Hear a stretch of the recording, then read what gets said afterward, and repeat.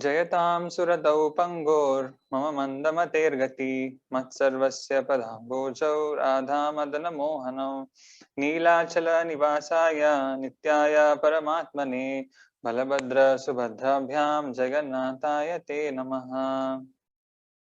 Hare Krishna. So we are in the 7th chapter of Bhagavad Gita. This chapter is named by different acharyas in different ways. So we see over here Shripad Shankaracharya has named it as Jnana Vijnana Yoga. Madhvacharya has named it as Jnana Vijnana Yoga also. Baldev Vidya Bhushan, and Sridhar Swami, others named it as Vijnana Yoga.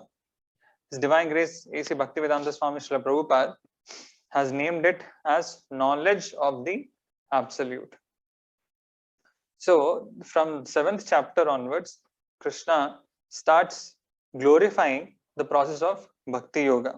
And from 7th chapter till the 12th chapter, we see a continuous glorification of the Bhakti Yoga by Krishna, Lord Krishna. So let us go to the verses and see what Krishna is saying. So the last 6 chapters we saw various things. Krishna explains about Karma Yoga, Jnana Yoga. He explained even about Dhyana Yoga or Ashtanga Yoga. Previous to that, Krishna summarized all the contents of the Bhagavad Gita and in the 2nd chapter. So now he is coming to the main part, the essence of the entire Bhagavad Gita. So it is said that Vishwanath Chakravarti Thakur, he says that the Bhagavad Gita can be compared to a jewel box. Okay, in the beginning also, in the introduction session, His Grace Madhav Gopinath Prabhu had said that he had shown that slide where the entire Bhagavad Gita is compared to a jewel box. The below and the above covers are compared to the first 6 chapters and the last 6 chapters, and the essence, which is the bhakti, is like the jewel which is inside the jewel box. Okay, in between, sandwiched between the both. Okay, so this is the main part which we are about to enter right now. So this chapter we have named it as, in our mind map, as gain, jnana and vijnana and fight. So what is this jnana? What is this vijnana? Yeah, let us see that.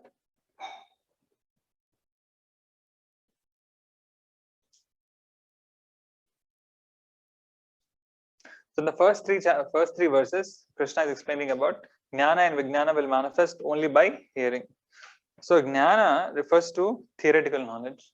Vijnana refers to realized knowledge. Okay, so let us see in the verses. Shri Bhagavan Uvacha Maya Sakta Mana Parda Yogam Yunjan Madashrayah Asamshayam Samagram Mam Yada Gnasasi Tashrunu.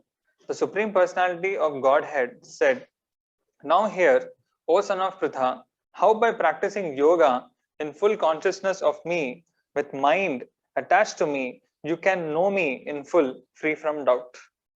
So he's saying, now hear, O son of Pritha, how you can actually become attached to me. Yeah. So here you can see my asakta manaparda, madashraya, asamsayam samagram mam. So all these things very much indicate the personal nature of the Lord. Okay. So who can actually access this personal nature of the Lord is actually only a devotee. Okay. So many times the impersonalists, they give, like if you see the commentaries of Shankaracharya or any other impersonalist, Mayavadis, so there they have completely different interpretations of all the verses of the Bhagavad Gita. They interpret it in different way. They interpret it to conclude the impersonal aspect of the Lord. Yeah. But whereas here you can see Krishna is very much speaking about his own personality, right? He's saying, Mai asaktaha, madashraya, take shelter of me. Yeah. So understand me, know me in full. Yeah. These are all very personal words which actually are directly implying that one has to become a devotee of Krishna. Whereas the impersonalists, they interpret it. No. We don't accept Krishna as the supreme. They say, the impersonal effulgence which is there, that is supreme. When Krishna is saying me, it actually refers to the impersonal aspect. That's what they say. They try to take a crooked meaning, whereas the meaning is very, very direct. It's directly implying that it is actually Krishna himself, right? But what's the need? Where is the need to actually give an indirect meaning?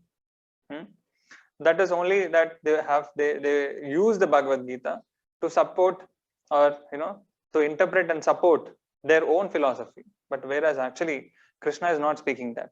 Therefore, our Srila Prabhupada, His Divine Grace A.C. Bhaktivedanta Swami Srila Prabhupada, when he gave the commentaries of the Bhagavad Gita, he named it as Bhagavad Gita as it is. He didn't say Bhagavad Gita according to me, right? Whereas in all other commentaries, various other commentaries, you see that people give their own speculations, people give their own ideas, people give their own philosophy, but they put Krishna in the front, they put Bhagavad Gita in the front, but inside you see that they are speaking their own philosophy. Whereas Prabhupada wanted to make it clear that I am not speaking my mental things. I am trying to speak what Krishna told as it is. That's why Prabhupada named the commentary, his commentaries, as Bhagavad Gita as it is, which most of you must have purchased and you're referring to right now. Right? So what is the benefit of knowing Krishna? Jnanam teham sa vijnanam idam vakshyami aseshatah yajnatva neha bhuyonyaj jnatvayam jnatavyam avashishyate. I shall now declare unto you in full this knowledge, both phenomenal and numinous. This being known, nothing further shall remain for you to know. Okay. Jnanam teham savijnanam. So Krishna is saying that this is both phenomenal and nominal knowledge. It's like theoretical and practical knowledge. Right? Both the things I'm going to, material and spiritual knowledge, both I'm going to teach you over here. After knowing this knowledge, there is nothing further remaining for you to know. You see, this is the greatness of the Bhagavad Gita. You must have seen many other scriptures of others, like you must have seen the Bible or Quran or wherever, different other religious scriptures, but nothing is comparable to the Bhagavad Gita, because here the person who is speaking the Bhagavad Gita is saying so confidently that there is nothing further remaining for you to know. But whereas if you see in other scriptures, Jesus himself says that I'm only telling you very little. When he actually leaves his body again, he comes back, the seventh day, which is said. So on that day, he says that, there is so much that I have to tell you, but you cannot understand right now. So that's how we see that verse is there. Yeah, that statement is there by Jesus. And many other scriptures also. They don't actually describe everything in full, right? But whereas Krishna here is saying that there is nothing further left for you to know. Yeah. Manushyanam sahasreshu kaschid yatati siddhaye yatamapi siddhanam kaschin mam vetti tatvatah. Out of many thousands among men, one may endeavor for perfection. And of those who have achieved perfection, hardly one knows me in truth. So Krishna is saying that how, it is so rare. How it is so rare to understand Krishna. It is very difficult. Actually, normally, people don't try for perfection. One among 1,000 persons tries for perfection in their life. They want to make their life perfect, but otherwise most of the people are happy to live the way they are and just go, let the life go. That's it. But among people, thousands of such people who try for perfection, only one actually knows Krishna in truth. So that's the rarity of the process. So Krishna is going to explain his Aishwarya Jnana. Okay, so before actually getting into the core aspects of bhakti, Krishna is starting with the external aspects. I mean the initial aspects, which is to understand the greatness of Krishna. Because for us in conditioned state, for us Unless we understand the greatness of Krishna, we can't appreciate the sweetness aspect of the Lord. So therefore, Krishna is actually speaking about his Aishwarya Gyan. Aishwarya means opulence, his greatness. And he speaks about his various energies, inferior, superior, and different kinds of energies. So from 8 to 13 verses, Krishna speaks but how actually Krishna is the source of everything and everything is existing because of the Lord. So we'll see that.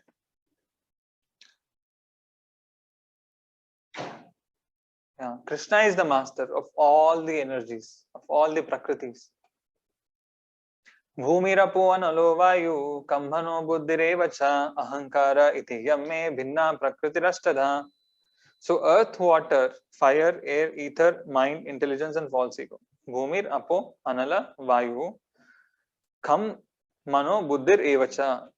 Okay, these are all 8. If you see 8 in number, right? So all these things, yeah, they are all what? They constitute my bhinna prakriti rashtada. It is external energy of the Supreme Lord. They constitute the external energy of the Supreme Lord, the separated energy of the Lord. Okay. So now first he is explaining about the separated energy. Now he is explaining about the little bit higher energy. What is that? Apareyam itastvanyam prakritim vidhi me param jiva bhuta mahabaho edam dharyate jagat. Besides these, O mighty armed Arjuna, there is another superior energy of mind which comprises the living entities who are exploiting the resources of this material inferior nature. So Krishna is saying that he's actually talking about us, who are the Jivatmas, the superior energy of mind. When Krishna is saying, it is actually indicating towards the living entities. Who are we? Which comprises of the living entities. And what are we trying to do? Exploiting the resources of material inferior energy. Yedham dharyate jagat. So we are trying to exploit the energy, the material energy, because it is inferior to us. So by these two energies, Krishna creates the entire universe. So this entire material world is made up of these two energies, which is the external material energy, which is matter, and the living entities, which are the Jivatmas, right? Which is making this whole universe run. Etadyonini bhutani sarvaniti upadharaya aham krishnasya jagataha prabhava pralayastadha. Knowing that all things of the universe have their origin in these two energies. Okay, if you take anything of this world, they actually belong to either the Jiva Shakti or the material energy, that is external energy of the Lord. Bahiranga Shakti of the Lord. I am the origin and dissolution of the whole universe. So who is actually creating all these universes? Krishna is creating. Who is destroying? Krishna is destroying.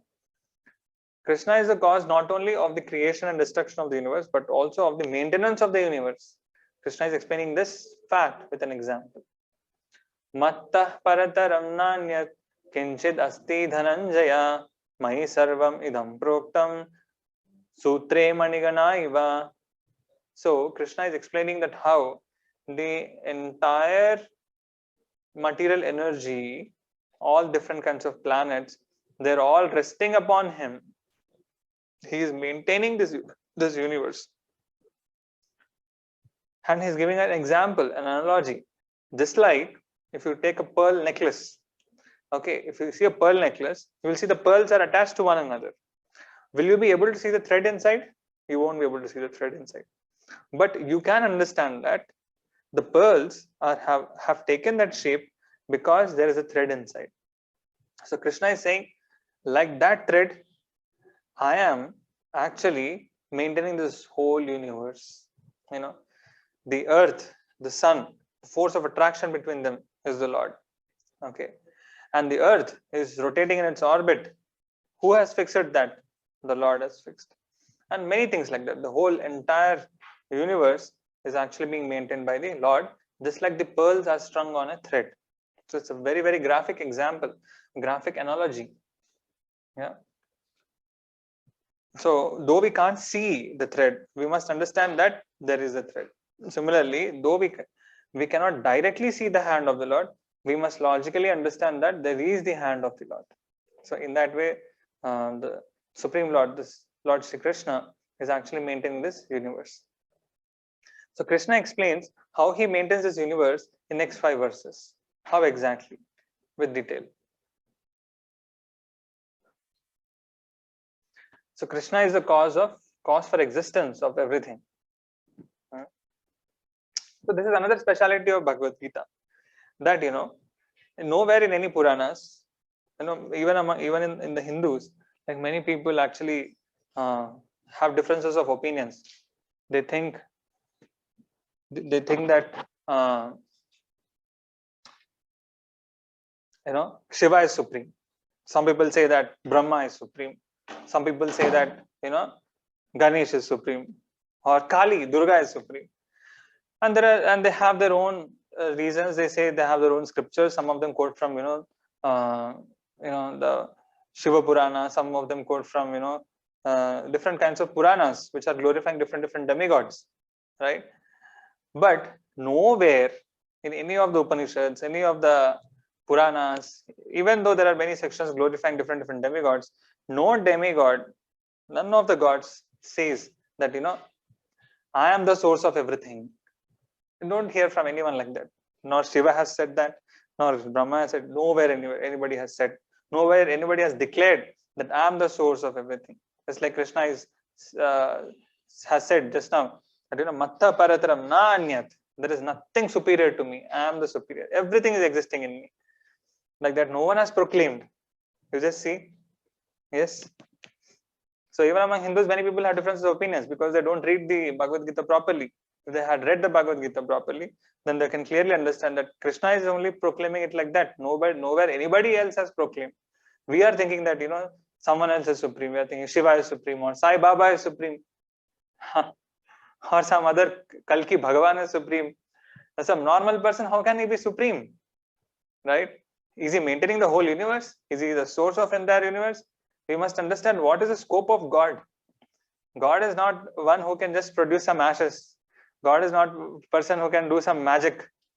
Like that, so many magicians are there. God is not a magician. God is the source of everything. He is the maintainer of everything. Yeah. So we must understand it very scientifically and logically.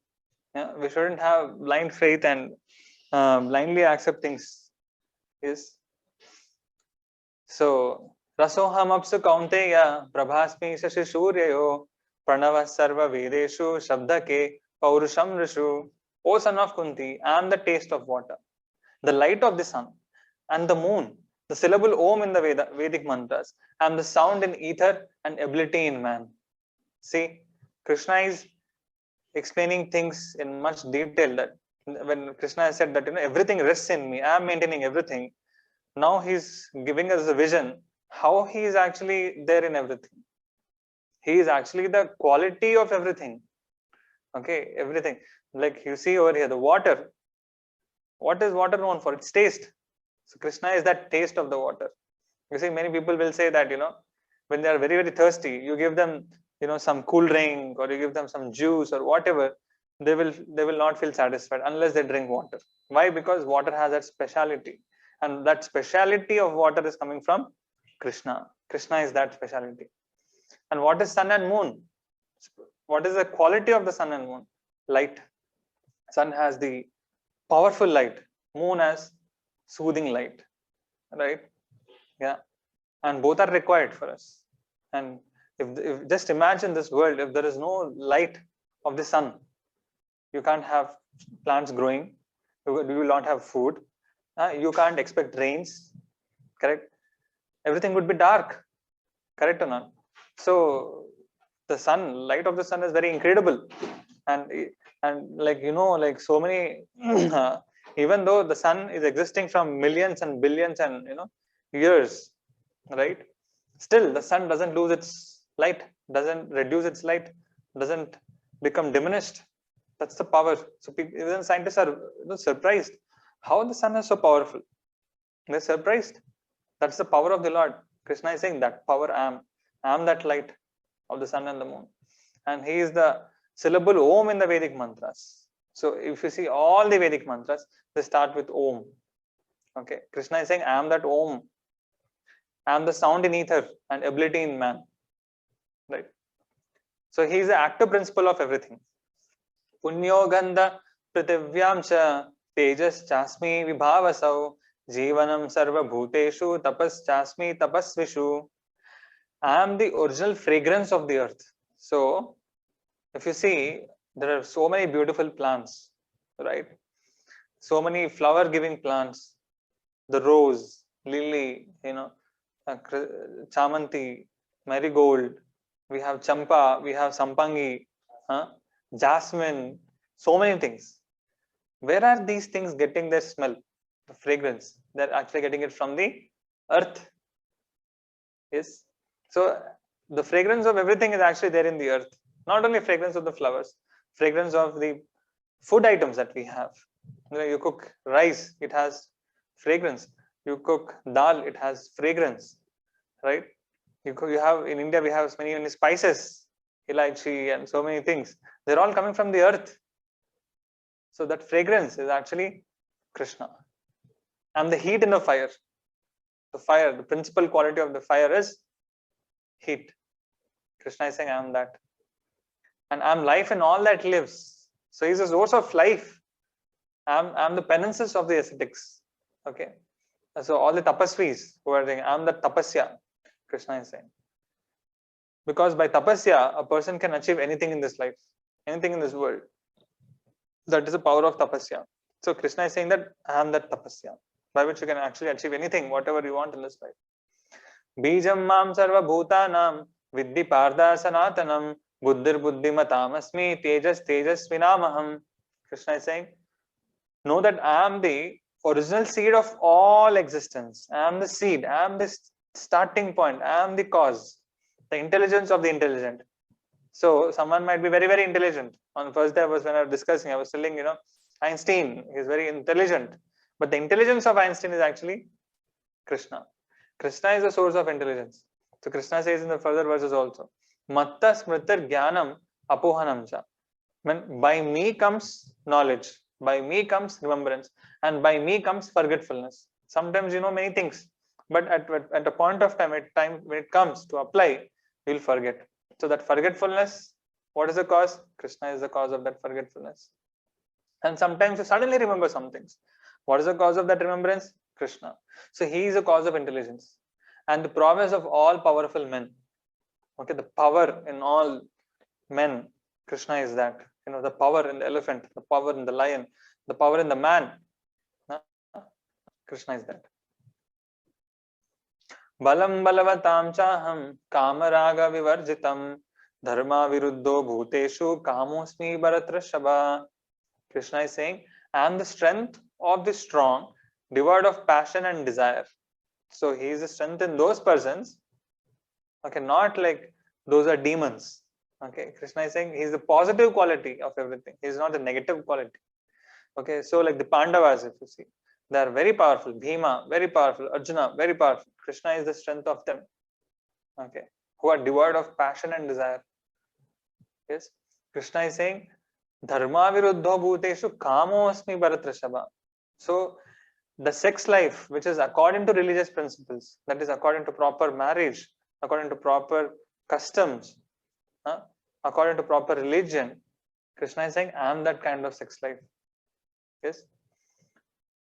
Krishna is a positive quality of everything. He is the active quality of everything. Right? So it is said, even the sex life is actually a religious activity, which if it is done according to religious principles, like a person gets married, a man gets married to a woman according to religious principles, and then he unites with the woman according to religious principles. Yeah, not illicit sex, which is actually happening all over the world, right? That is not correct. That is not religious. That is not what Krishna is saying. He's saying dharma viruddho bhuteshu kamosmi bharatrashabha.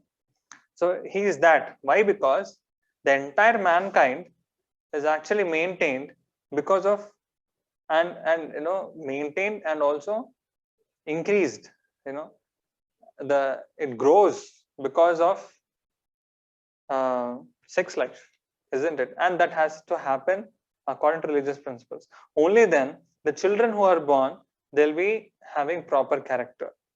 Yes, and the entire mankind will be proper. That is why Krishna is saying, I am that sex life. Yes. So it's a religious activity. It is also in the scriptures it is said that it is actually yajna, because if a person in proper consciousness unites with a person with another woman with proper consciousness according to religious principles, then they can invite into this world very, very pious and very, very extremely well mannered souls into this world, who will become great leaders of the society, who can change the world. So if we want to change the world, we should have good children, and good children can be possible if there is good union, and that good union has to happen through religious principles. So Krishna is saying, I am that sex life, which is done according to religious principles. So this can actually change the world if we can have proper generation, next generation which is created. Yeah. Ye chaiva satvika bhava rajasastamasaschaye matta eva eveti tan vidhi natvaham teshu te mai. Know that all states of being, be they of passion, goodness, passion, or ignorance, are manifested by my energy. I am in one sense everything, but I am independent. So Krishna is saying that I am present in everywhere. So some people, they go to this extreme. They said, who is God? God is, present everywhere. That is only God. Then why are you worshipping, the deity of the Lord? Why are you saying Krishna or Rama or Vishnu? You are creating because you are a human being. That's why you are creating the form. Huh? They go to that extreme. So here Krishna is clarifying, no, don't think that because I am saying I am the taste of water, I am this, I am that only. No, Krishna is saying that though I am there in one sense in everything, but still I am independent. I am still separate. Yeah, I have my own identity. Krishna is saying over here. Some people say that these Mayavadis who are there, impersonalists, they say that when Krishna or the Brahman, he comes in this world, he takes the form of a human being, and that human being is actually also covered by the Maya. So he is also subjected to Maya. He is also under illusion. That is what they say. Yes, they say that even God also comes under Maya. So then if God also is controlled by Maya, then what kind of God is he? why do you call him as God? That is not the definition. It actually contradicts to the fundamental definition of God, right?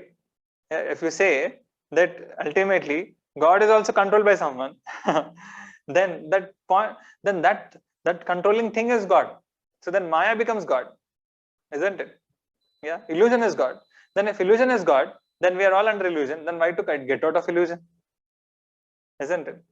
So that is all bogus philosophy, which is wrong, which is not told by Krishna actually. Krishna is saying that matta eveti tan vidhi natvaham teshu te mai, but I am not controlled by the material nature. Yeah. They are dependent on me. I am not dependent on them. That's what Krishna is saying. So our acharyas also have given yeah, the fire which is there. From fire comes light and smoke. Okay, correct or not? Smoke is dependent on fire, but the fire is not dependent on the smoke. The fire is a quality. From that comes the smoke. So the smoke is compared to the material nature. Yes. Tribhir gunamair bhaver ebhi sarvam idam jagat mohitam na vijanati mam ebhya paramavyayam. Deluded by the three modes, goodness, passion, and ignorance, the whole world does not know me. So please hear this statement very, very clearly. Krishna is saying that because they are deluded by Maya, because they are deluded by modes, goodness, passion, ignorance. The mode of goodness is also a delusion. We will discuss that how it is in the further discussions. Yeah, the whole world does not know me because they are under the modes. Tribhir gunamayir bhaver. I am above the modes. So therefore, because they are under the modes, they are not able to realize who I am, because I am above the modes. I am inexhaustible, avyayam. I am param. I am above the modes. Krishna is saying. Is there any way then jivas can also be above the modes of material nature? Krishna is explaining Ashraya Jnana for the rest of the chapter. So Krishna is saying that then some people might say that, we are under the modes of the nature, we are under the Maya. So then is it, so we can't understand God, right? No, Krishna says even you can understand my nature, and you can also cross over this material nature, and you can also become like me, qualitatively, not quantitatively. Yes. How is it? We will see now. The pious surrender to Krishna, the four impious do not.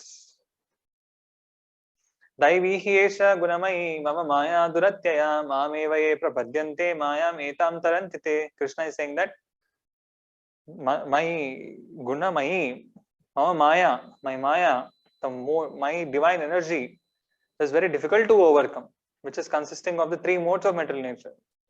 दैवी हि एषा गुणमयी. But how to overcome it? There is a process. How? Maam evaye prapadyante. Prapadyante means surrender. So if you surrender to the Lord, Maya metam tarantite. Very easily you can cross over the Maya. Otherwise, if you want to cross over Maya, very, very difficult. That's why Maya duratya. Duratya means very, very difficult to overcome. Superlatively difficult to overcome. So Krishna is saying that which kind of people don't surrender to him? Namam dushkriti no mudha prapadyante naradhama maya pahrita jnana asuram bhavam ashritaha. He's saying that four kinds of people, they don't surrender to me. Who are they? Mudaha, foolish people. Naradhamaha, lowest of mankind. Maya apahrita jnana, whose intelligence has been stolen away by illusion. Asuram bhavam ashritaha, who are demoniac in nature. Yes. So those who are hardworking people, who are just after material enjoyment, example, like kind of a donkey, right? They just want to work hard for sense pleasure. So those kind of people who are very, very into materialistic acquisitions, material sense pleasure, they cannot understand. Yeah, Naradhama, who lose their chance to revive their lost relationship with God. And Maya Aparita Jnana, they have, people, they are intelligent, but their intelligence is stolen away by Maya. So they think in a crooked way, they think in an opposite way, right? So like the scientists, philosophers, and everyone. And Asuram Bhavam Ashrita, people who are demoniac in nature, envious people, envious of God, envious of devotees, they can't understand. Chaturvidha bhajante ma jana sukrito arjuna ardo jigyasur ardhardi jnani cha bharatra shabha. So he's saying that there are four kinds of people who can understand me. So who are they? Artaha, distressed people. Example is given like Gajendra in the Bhagavatam. He was distressed. He was caught by the crocodile and he was crying for the Lord. Yes. So those are distressed. They normally go to the temple. They take shelter of the Lord. Jignasuhu means those are inquisitive. They want to learn. They want to know what is the life, what is truth. Like that. Inquisitive people. They also, out of their inquisitiveness, they also approach the Lord.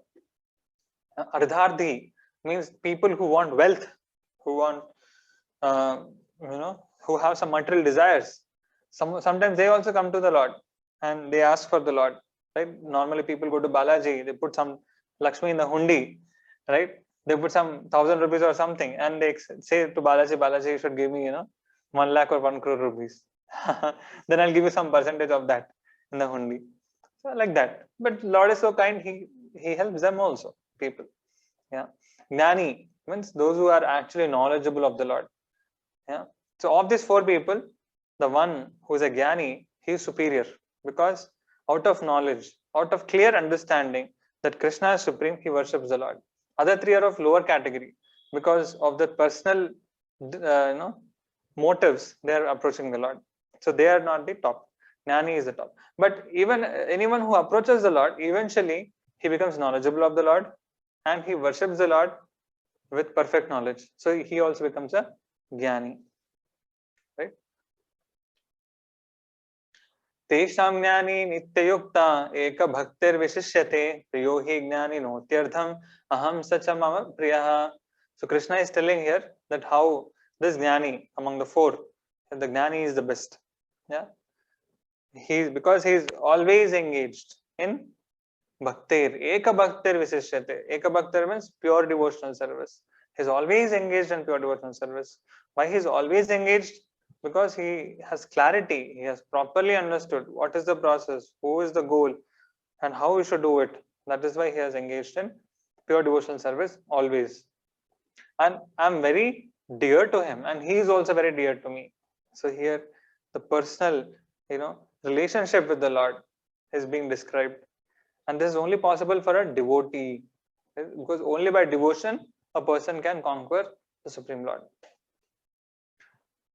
Udara sarva evaite jnani tva atmaiva me matam astita sahi yuktatma mam evanuttamam gatim. All these devotees are undoubtedly magnanimous souls, but he who is situated in knowledge of me, situated means who has properly understood the philosophy, properly understood Bhagavad Gita, and is sincerely putting it into practice, right? And I consider him just like my own self. Just imagine how much dear you can become to the Lord if you can understand the Lord properly. Yes, because he is always engaged in my transcendental service. He is sure to attain me, the highest and most perfect goal. So what is the final position of these three types of devotees? Bahunam janma namante jnanavan mam prapadyate vasudeva sarvamiti samahatma sudurlabha. A person of the other three types becoming a jnani after many births. So other three types of devotees, what will happen? Many births. It takes a lot of time for them to actually become a jnani. Jnani means a person who is fully knowledgeable of the Lord. Now this jnani should not be confused with the previous jnani who was described in the fourth chapter or fifth chapter. That jnani refers to a jnana yogi. Here it refers to a bhakti yogi. Okay, bhakti yogi who is knowledgeable of the Lord. Okay, the others are also bhakti yogis, but this bhakti yogi is special because he is advanced, because he has got knowledge of the Lord. He understands that Krishna is everything. His mind is attached only to me. Such a person is very rare.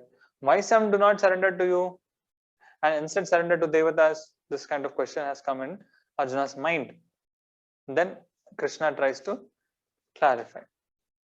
So, kamaister hita jnana prapadyante anya devata tam niyamam astaya prakritya niyatasvaya. So, he's saying that hita jnana prapadyante anya devata. So, whose intelligence, jnana, hrita jnana, intelligence has been stolen by material desires. Kamaister hita jnana. Yeah, surrender unto demigods. So those whose intelligence has been stolen away by material desires, they approach the demigods and they follow particular rules and regulations of worship according to their own natures. So don't you bother about devata worshippers. Yo yayam tanum bhaktaha shraddhaya situmichhati tasya chalam shraddham tam eva vidadamyaham. Krishna is saying that actually I only give the faith in them to worship that particular kind of a demigod because they have particular kind of a material desires, and with that they can't approach me. So I only give according to their faith, according to their desires, that I give them devotion towards particular devata. Why Krishna does like that?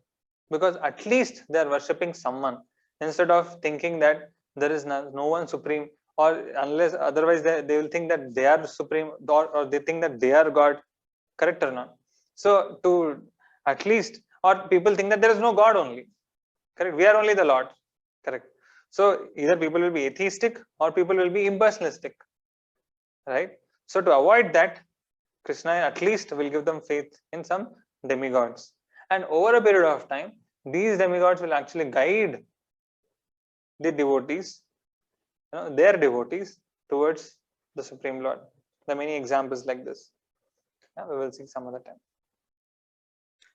Sataya Shraddhaya Yuktas Tasya Radhanam Ihate labate cha tatah kamam mayaiva vihitan hitam. Endowed with such a faith, he endeavors to worship a particular demigod and obtains his desires. Okay, but in actuality, these benefits are bestowed by me alone. So, even though they're actually getting their desires satisfied by the demigods, but actually all these are being done by the Supreme Lord himself, by Krishna himself. So Krishna is saying that I only actually give the powers to all these demigods. And according to their own limitations, they have limited powers. Yeah, like just like yesterday we discussed about Brahma. So Brahma, he gave the power of conditional immortality to Hiranyakashipu. So that power was given by the Supreme Lord. Vishnu has given Brahma that power. Like Indra has Vajrayudha. So that Vajra, the power of that Vajra has actually been given by the Supreme Lord, Vishnu. So all these devatas who are there, they get their powers from Vishnu. Like we talk about Ganesh. Ganesh has written the whole Vedas with his, tusks. But how he had got that power? It is said that he had worshipped Narsingadev, and he touched his feet with the tusks, and therefore he was very empowered with the touch of the Lord, that he was able to write all the Vedas. So all the devatas, they actually get the power from the Supreme Lord. But because they are less intelligent, Krishna helps them continue their faith in the particular demigods. But over a period of time, after many lifetimes, they will slowly understand that how Vishnu or Krishna is the Supreme. Antavattu phalam tesham tadbhavati alpamedasam devan devayajo yanti madbhakta yanti mamapi. Men of small intelligence worship the demigods, and their fruits are limited and temporary. Those who worship the demigods go to the planets of the demigods, but my devotees ultimately reach my supreme planet. So what is the difference between worshippers of demigods and worshippers of Krishna? Through bhakti, right? So the worshippers of demigods, they get temporary results. Okay, their fruits are temporary, whereas those who worship the Lord, Supreme Lord, Lord Krishna, yeah, their results are eternal, they're permanent, right? So those who worship the demigods, they go to the demigods planets after they die. But those who worship the Supreme Lord, they go to the supreme planet, which is the Vaikuntha.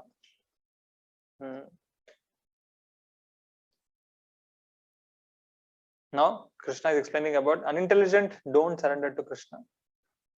Avyaktam vyakti mapannam manyate mama buddhayah param bhavam ajananto mamavyayam anuttamam. Unintelligent men who do not know me perfectly think that I, the Supreme Personality of Godhead Krishna, was impersonal before. So here he is calling those people, even though they are great yogis or sannyasis or whatever they are, but when they actually become impersonalistic, when they deride the form of the Lord, when they condemn the form of the Lord, they don't believe in the form of the Lord, they don't believe in the personal aspect of the Lord, they don't accept the Bhagavan form of the Lord, they only believe that the Brahman is the highest, or God is impersonal. Yeah. So Krishna is calling them as Abuddhayaha. Abuddhayaha means unintelligent men. Okay. They do not know me. Yeah. And they think that I was impersonal before. And they think that when I come into this world, then some people when they question them, okay, then you are saying God is impersonal, but you see God is coming and taking forms. Then they'll say that, actually it is impersonal, but they're taking the form. Okay. But they don't have any Shastric reference. They don't have any support for for supporting their philosophy. Yes, they don't have the Vedas supporting them. Yeah, they interpret the Vedas and give a completely different meaning. Due to their small knowledge, they do not know my higher nature, which is imperishable and supreme. So Krishna is condemning them directly over here in the Bhagavad Gita. Yes. So you will see that when we in the first slide which we show, we say Bhagavad Gita, Kinchidadita, Ganga Javallava, Kanika Pita. So this song was actually written by Shankaracharya. So Shankaracharya himself actually appreciates the Bhagavad Gita. Yes, he actually appreciates the Bhagavad Gita. Actually, Shankaracharya in his life, he has written many songs which is glorifying the worship of Lord. He says, Bhaja Govindam, Bhaja Govindam, Govindam Bhaja Mudamate. He talks about worshipping Govinda, worshipping Krishna, right? Yeah. So, but many of his followers, they don't, speak about what Shankaracharya has spoken fully. They hide that part and they only speak the impersonal part. And that's what is actually continuing. So-called followers of Shankaracharya are actually not true followers of Shankaracharya, because Shankaracharya had explained about the personal aspect of the Lord also. Yeah.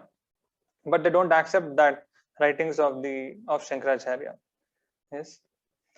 So Krishna is calling them that they are men of small intelligence, small knowledge. Yeah. They do not know my higher nature. Naham prakasha sarvasya yoga maya samavritah mudoyam na bijanati loko mam ajamavyayam.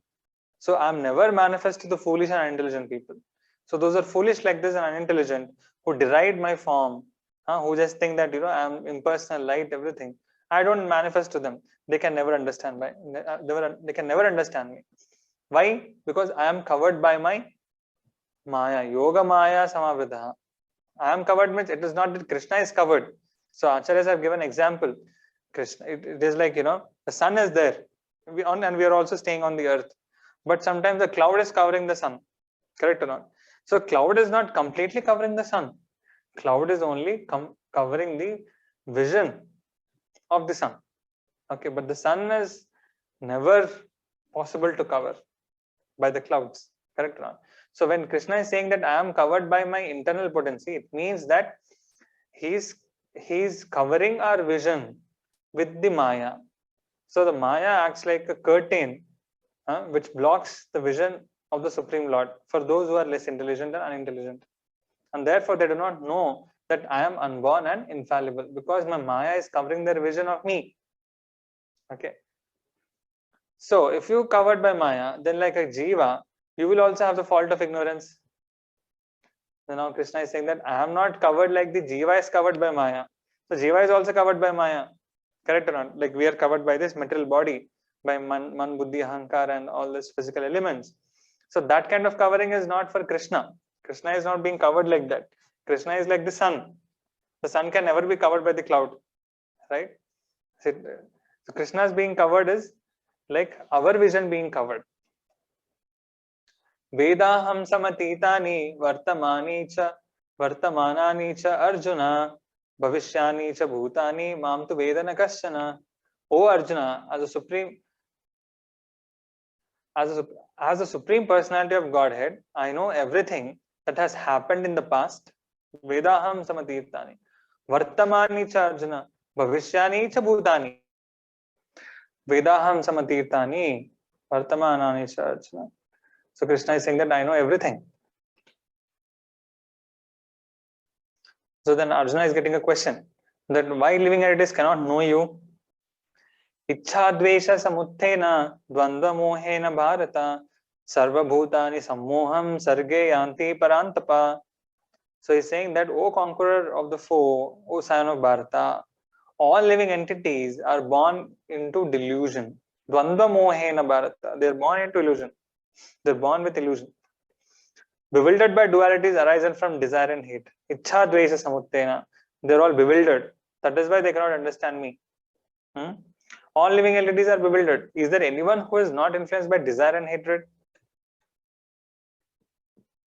Krishna is saying, intelligent and surrendered souls know Krishna even at the time of death. Krishna is saying that, yeah, there are people who are there. Don't think that everyone is under illusion. There are some people who are not under illusion. Yes. And there are the pure devotees of the Lord. Yes. They can understand the Lord perfectly to a great level. Yeah. Yesham tvantagatam papam jananam punya karmanam te dvandva moha nirmukta bhajante mam dridhavrataha. So he's talking about the great pure devotees. So persons who have acted piously in previous lives and in this life, whose sinful reactions are completely eradicated.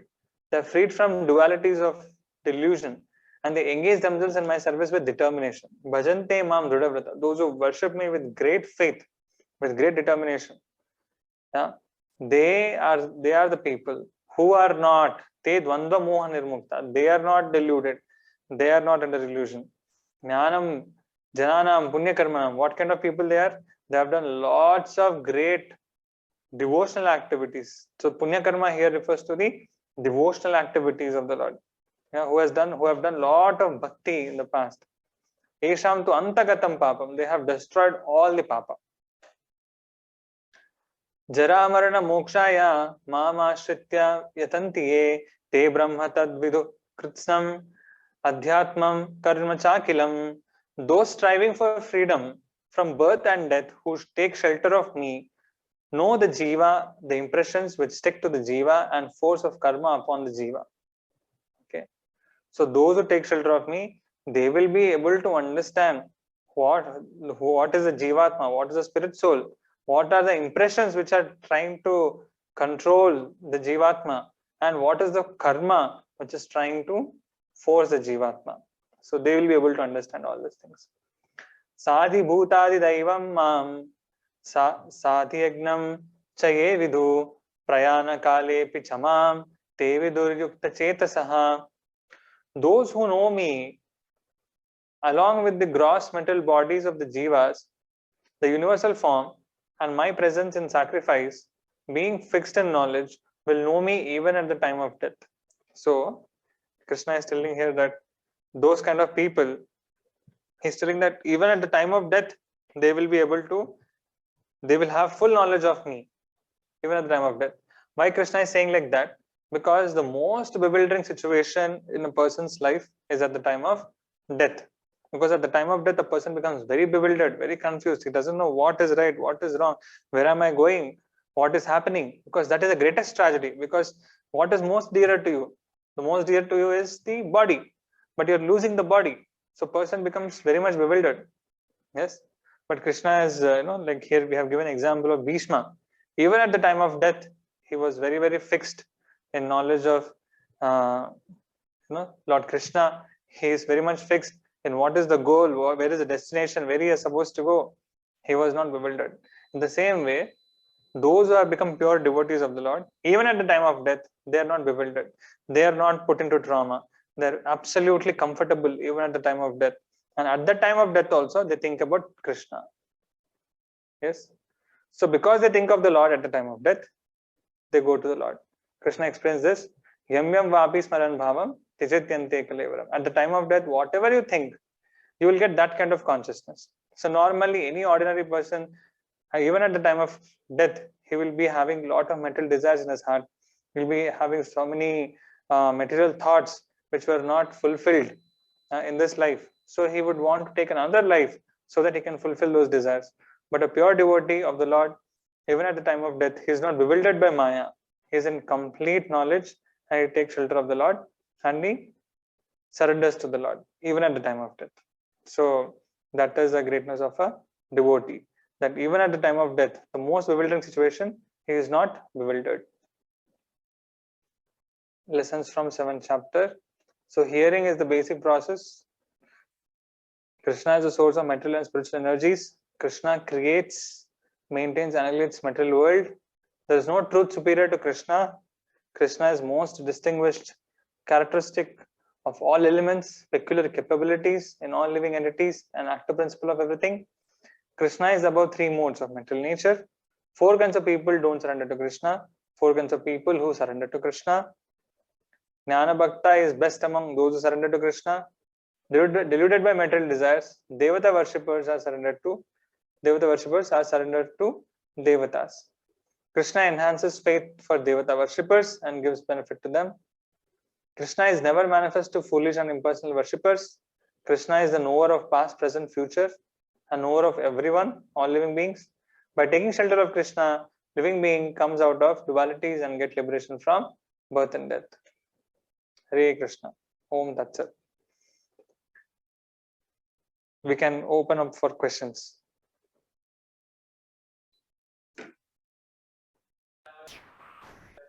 Hare Krishna, Prabhuji. This is a doubt I need Yes, yes, to be Mataji. answered. Uh, Actually, it's a very personal doubt because I have a person in my family. Okay, and this person, like, I wouldn't want to name this person, but then he keeps saying this. I don't believe that God is going to, do everything for me. It's my hard work that helps me. I don't feel every time you saying God will punish you, God will, look at you if I'm doing something like this, that it should affect me. Why? Because my life is my life and I want to live it my way. But then discipline in life is not important for me, is what that person feels. The person feels that, maintaining a timetable in life is not everything in the world. Hmm. God doesn't see all that. We can do anything at any time. We can, every day we can just, have a very diversified lifestyle, do sleep at any time, get up at any time, eat breakfast or lunch at a time when, breakfast time is already over, lunch time is already over, and probably snack time. Hmm. And then you're very evil to me, why you have to keep nagging me? Hmm. So why you have to keep telling me that, I'm getting all these pimples on the face, or my face is spoiling because God is not with me? Why have you to say that? It's not God who does everything. It's Hmm. it's just pimple. It happens. It's science. Hmm. God is not going to make science into Hmm. possibilities to just do something like a magic and clean everything for me. I said, see, God tells you to maintain good hygiene. You should maintain good hygiene. Then these things won't come only. No, Hmm. no, no. It's not God. I don't believe in all this. Huh. Your way of preaching to God is your way. Okay, fine. You are giving me arti, so I'm taking arti. I'm blessing myself because mom is telling me to, Hmm. and mom is telling me pray to God. Okay, so I'm holding hands in front of God. Hmm. Mom is telling me chant Hare Krishna. So okay, that moment I'm going to chant Hare Krishna. Otherwise, I've forgotten God completely. Hmm. But mom is telling me to study and do all these on time so Hmm. that I can achieve my goals. Hmm. But that is because Krishna asked mom to do. That is what mom feels. Hmm. So take care of the children is what mom feels. That Krishna is given prescribed duties to the mother. Take care of your children because Yeah. your children are gyanis. No.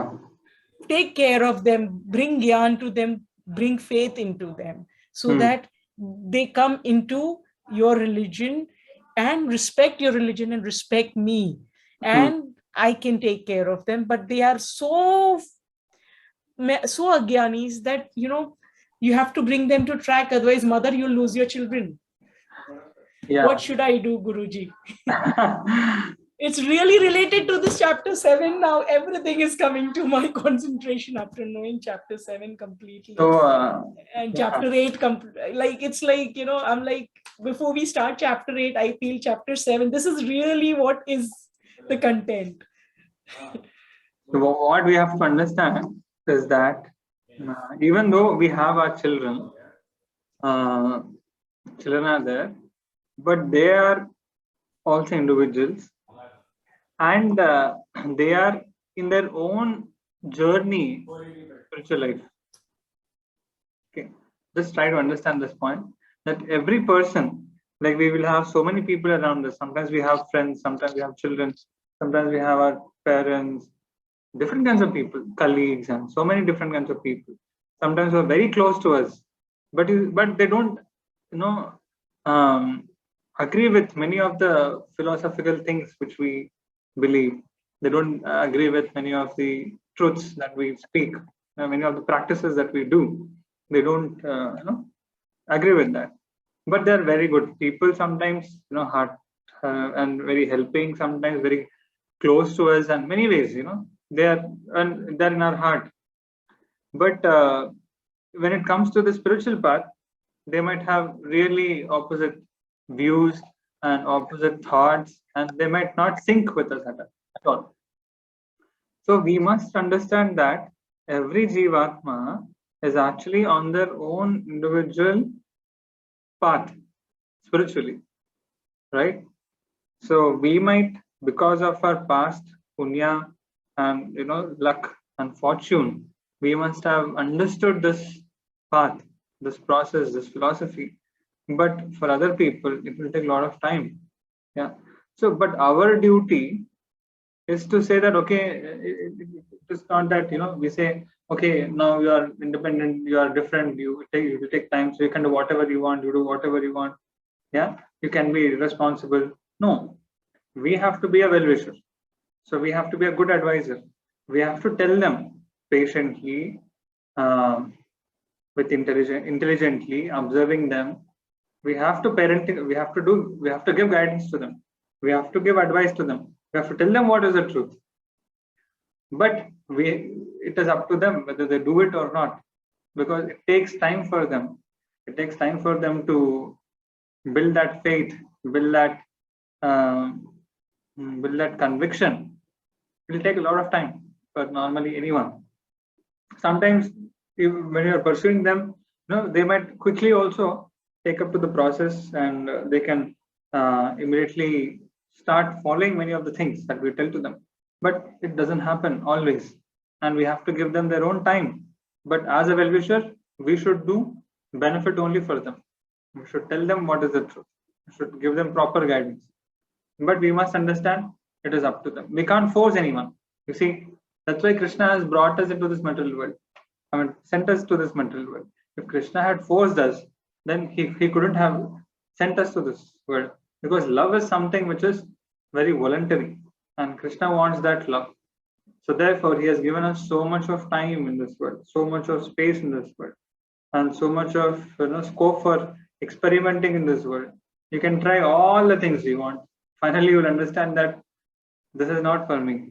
Right? Intelligent person will understand after certain points in life. And one thing is that Krishna is also constantly trying to preach from within. Okay, it's not that always it is because of our words or our preaching that the person is becoming devotee. It is even Paramatma. Paramatma is actually doing 99% of the work. He's speaking within their heart. He's telling them, yeah. So that is there. Krishna is always doing. We have to give them that time. But still, Krishna doesn't force anyone, because he wants us to love him, and love cannot be by force. See, for example, a boy loves a girl, for example, and he puts a revolver on the gun, on the head of the girl, and says, "Tell me I love you. Okay, tell me you love me." Yeah. And even if the girl, out of fear, says, "I love you," can they really love each other? Love, it cannot be there. It has to be from the heart. So for that, it'll take a lot of time.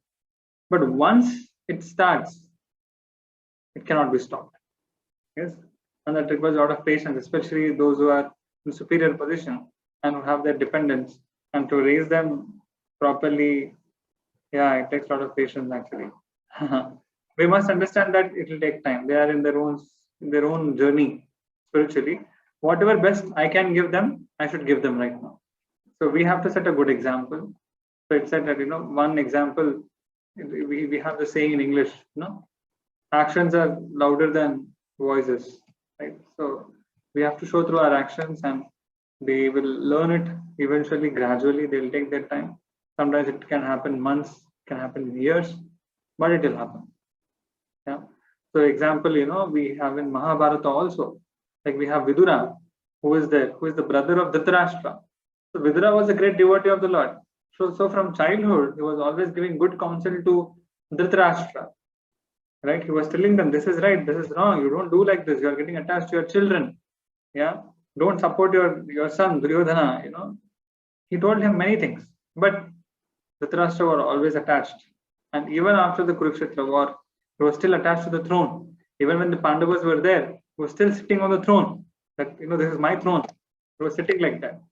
But at a point of time, he realized.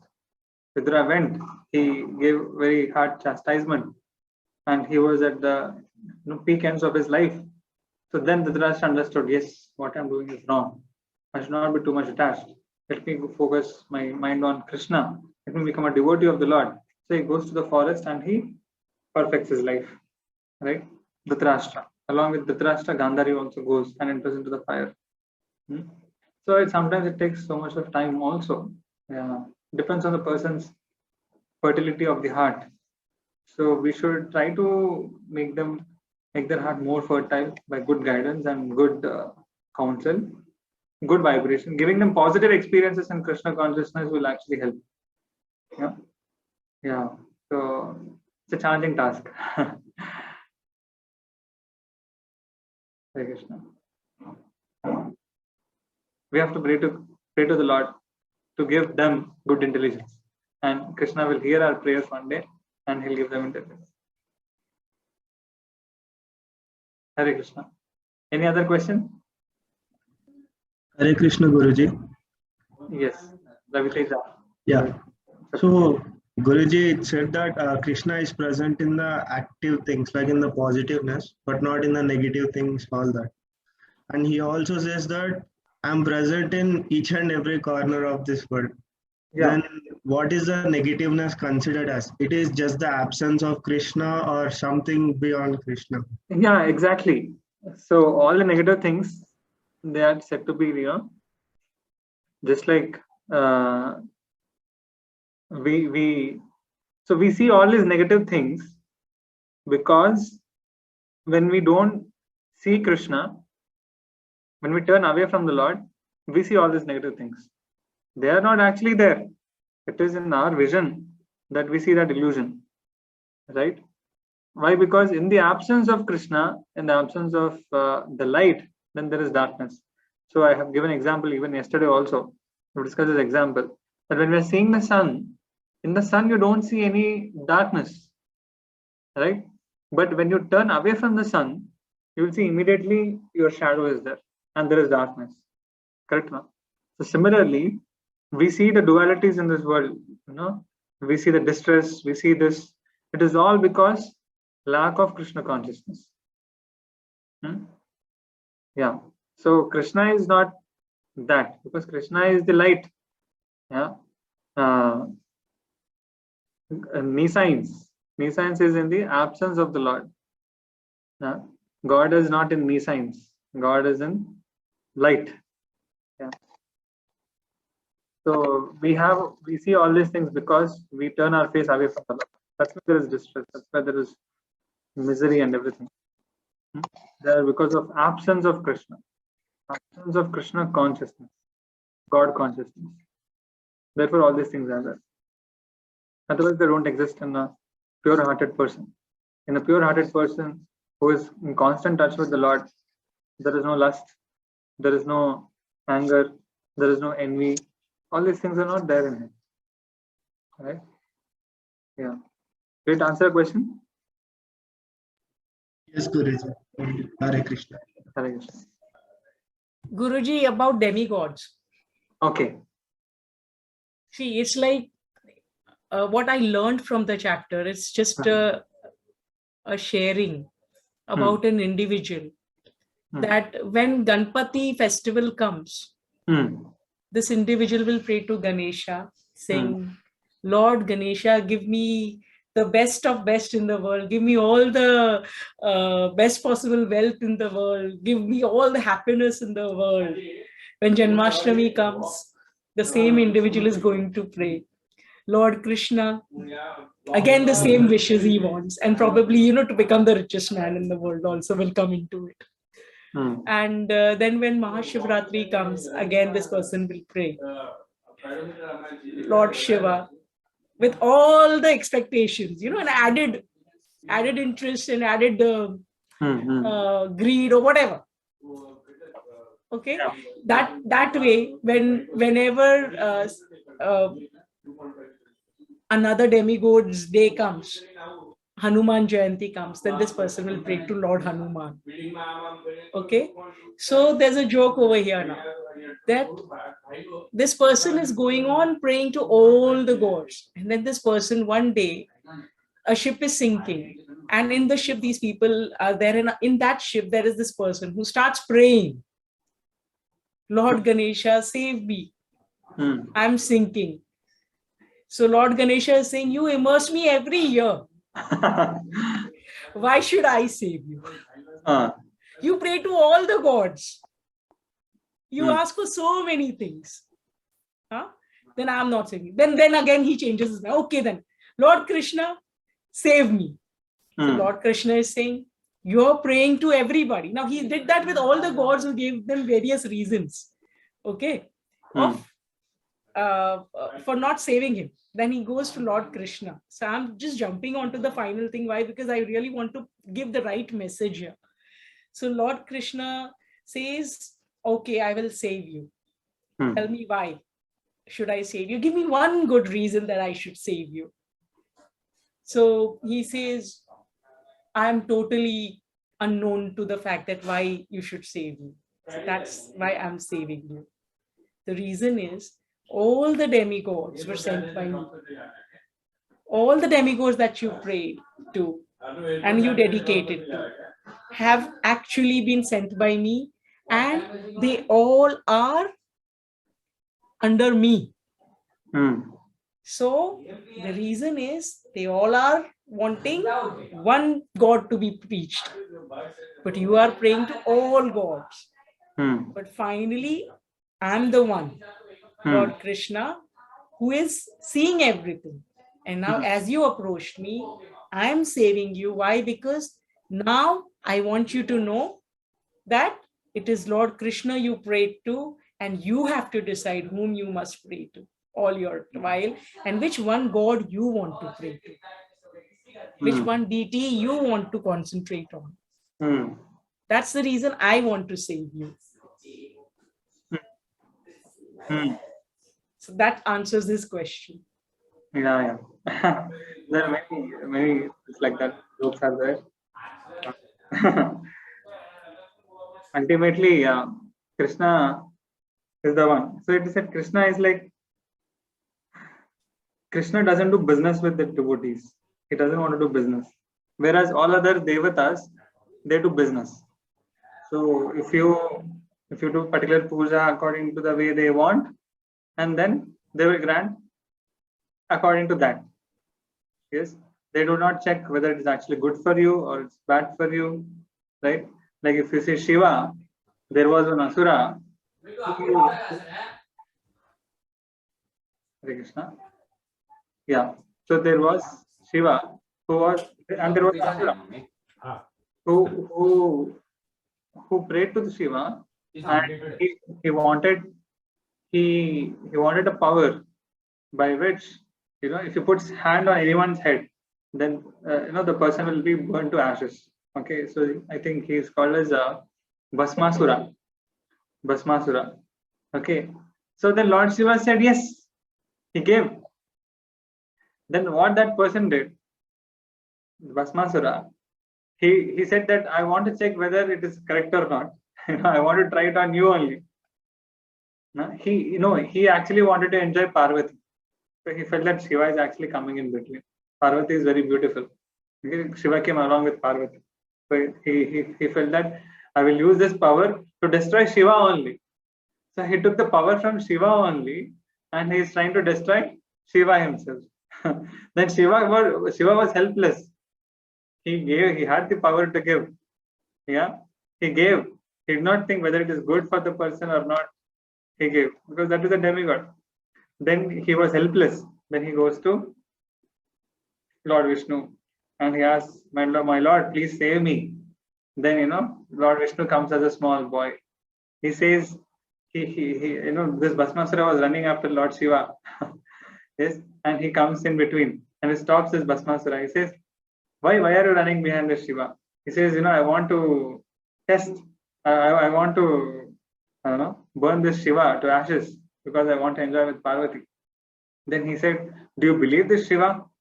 We should not believe this Shiva. Most of the times, whatever he gives boons, they don't work out. Then he says, why, if you want once, why don't you try it on yourself? Try on yourself and check whether it's working or not. Then that person puts his hand on his own head and then he burns to ashes. Right? So that is the difference between Krishna, Vishnu, or other demigods. Right? The demigods don't think whether something is good for us, something is not good for us. Yeah. They're like businessmen. You do some puja to please me, then I will do something to please you. That's it. But Krishna's love is like the fatherly love, and he thinks about what is beneficial for the the devotee, and he gives that. Yes.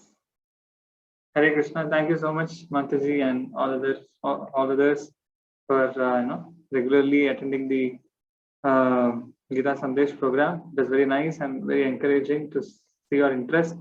Most of like Somaya Julu sir, Jessica Mataji, Santosh sir, many of you, Subodh sir, Datta, most of you very regularly are very eagerly hearing, and it was very wonderful, amazing. We are very much encouraged, and we wish sometime that we may also come to your homes, and if some of you are interested in taking Bhagavatams, we can come to your homes and we can install those Bhagavatam sets in your home. We can have pravachan, we can have class, and we can have some prasadam for all of you. We can do such programs also. So we look forward to meet all of you, and encourage you more in your progress in your Krishna consciousness. It's very nice. Thank you so much. Every day, please chant Hare Krishna. Take out some time, 5 minutes or 10 minutes every day. Keep chanting the Hare Krishna Maha Mantra. That's a very amazing thing. Though we discuss so much of philosophy in these all sessions, ultimately it all boils down to chanting Hare Krishna, because that's the easiest way to please the Lord. That's the easiest way to do bhakti in this Kali Yuga, right? Though we are every day occupied with so many things, so many duties and obligations and so many things, but this is the easiest way to do, the best way to do, and has eternal benefit. We'll discuss about the greatness and chanting of Hare Krishna, importance of it in the further sessions also. Please be till the end, complete all these 18 chapters, and if anyone of you want to take Bhagavatam sets, let us know, and we can help you purchase, and we're having at discounted prices also. Hare Krishna. Thank you so much. Shri Prabhupada ki Jai.